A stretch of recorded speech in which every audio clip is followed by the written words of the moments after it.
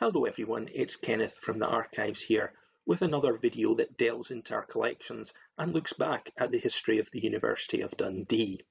Today we're taking a trip back in time to the 1920s when University College Dundee had some famous visitors. And we start by looking at these two unusual photographs which are in the university collections. And looking at them at first glance you might be wondering A, what on earth is going on, and B, what are these doing in the university collections? On the left we have Field Marshal Haig, Earl Haig, famous as a British commander during the First World War, and on the right we have the author J.M. Barrie, of course the creator of Peter Pan, among many other great writings. But what are they doing? Well, Haig is fairly obviously playing cricket.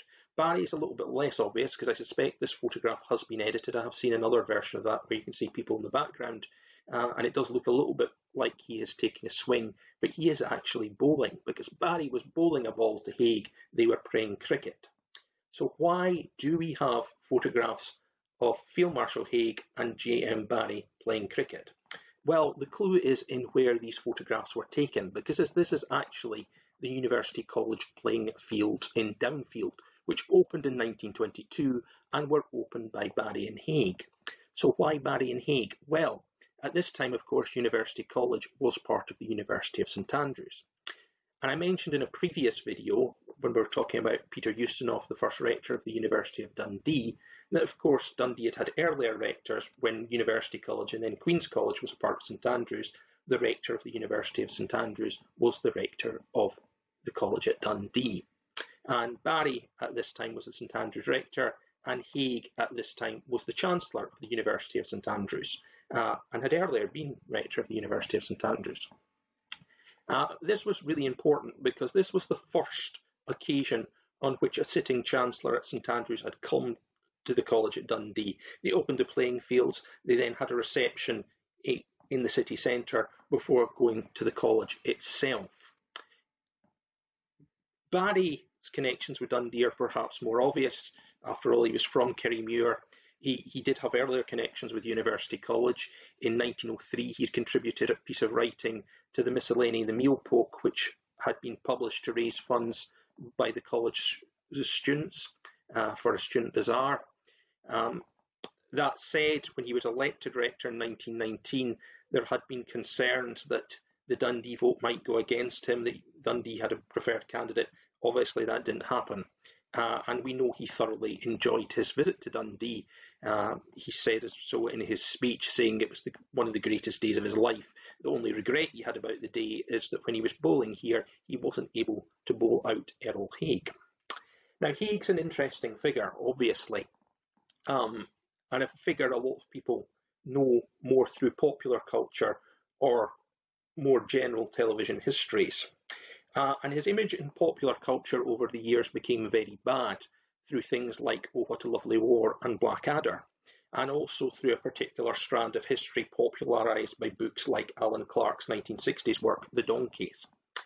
Now, it's important to realise that today historians have a more measured picture of Haig, but back in the 1919 and the 1920s, the view of Haig in Dundee in particular was very good. Haig was seen as a hero. Haig was seen as the man that had won the war. Now, we know one of the ways we know this is the first place in the United Kingdom to give Haig the freedom was Dundee. He got the freedom of the city of Dundee in 1919. A lot of other cities followed, but Dundee was the first. And the newspaper reports at the time make clear how popular a decision this was. Haig had also got associations with University College. Obviously, in being rector, he had backing from University College students. He was spoken well of in the students' magazine, The College. And when he becomes Chancellor, part of the reason he got that was support from the principal of University College, John Mackay. So Haig undoubtedly liked Dundee, and again, the indication is he thoroughly enjoyed his day. Now, if we flash forward a year to 1923 and we get another famous visitor, it is, of course, Rudyard Kipling, another great writer. Jungle Book, again, probably his most famous work, but again, a very prolific output. He was elected rector, successor to Barrie. Barrie had actually been elected rector in 1919, but hadn't actually come to St Andrews until 22, coming to Dundee at the same time. Kipling's elected in 22 and gets around to coming more quickly. He comes in October 1923, and as we can see, he gets this luncheon to welcome him on his official visit. And there's a nice picture of what says the older buildings of the college, which of course are the original 4 houses, and which, despite being the older buildings, would remain for a good long while after this programme.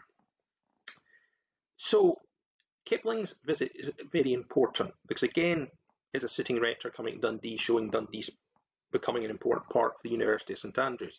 And Kipling stresses this.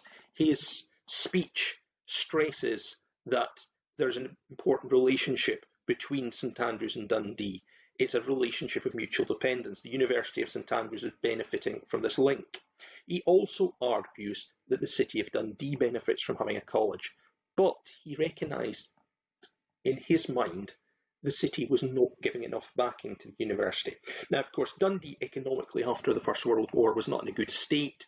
University College had had a number of challenges by the First World War. It had lost staff, talented students had died, student numbers had fluctuated, there were financial problems. So the University College going into the 1920s could do with money.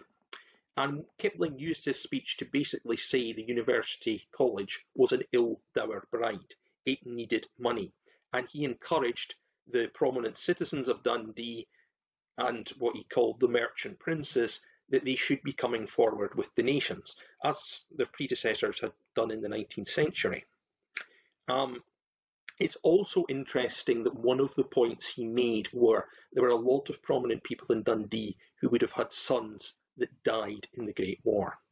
And Kipling argued that a good way to remember them and ensure their name carried on would be by giving something to University College, endowing a chair or giving a building or some sort of financial grant. Now, it's interesting that Kipling should make this point because, of course, he lost his only son during the First World War, Jack. And Jack Kipling died at the Battle of Lewes. And, of course, in Dundee, the Battle of Lewes had a devastating effect. It was where the 4th Black Watch, along with other Black Watch regiments, were very badly hit, and a lot of prominent Dundonians died, including a number of University College students. And whether Kipling made this connection or not, I don't know, but it is an interesting connection. So Kipling really came across as a champion of Dundee. Again, his visit proved popular. There was key figures included Annie Strachan, who was the Vice President of the Students' Representative Council of St Andrews and the President of the Dundee Committee, the first woman to hold that post, just as she'd earlier been the first female President of the Students' Union. And Professor Stegel, the veteran professor who'd been there since 1883, spoke on behalf of the College Council, and we also had Lord Provost Spence. So there's Annie Strachan, and we are lucky to have a copy of a letter that Kipling wrote to Annie Strachan when he got back home to say how much he'd enjoyed his visit and that he was getting back, like his constituents, i.e. the students of St Andrews, to the common task of work. And he did say, he wrote to the college to say, that being the magazine, that he was not likely to forget the welcome he had at University College. So it's nice to know that they made a good impression. Okay, I hope you've enjoyed that video. We'll be back with more soon. In the meantime, stay safe and take care, and thanks for listening.